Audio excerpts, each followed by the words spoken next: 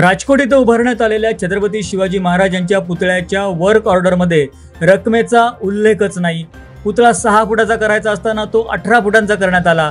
त्याचबरोबर देखभाल दुरुस्तीसाठी या पुतळ्याचं काम सार्वजनिक बांधकाम विभागाकडे येणार असल्यानं त्यांनी पुतळ्याचं काम कमकुवत झाल्याची तक्रार केली, असं माजी आमदार परशुराम उपरकर यांनी म्हटलंय।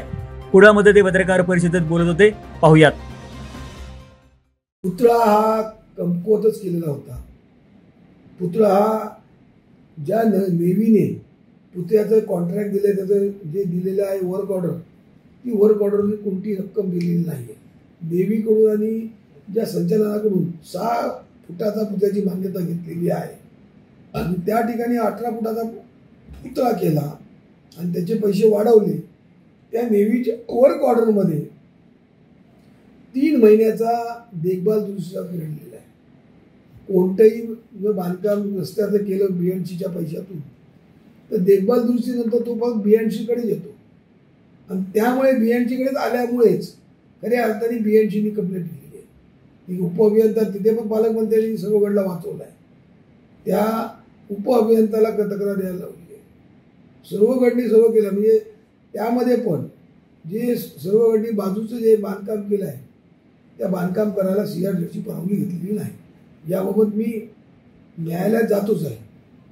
काल मी एक अभ्रुमीचा दावा न्यायालयात दाखल केलेला आहे। सर्वगड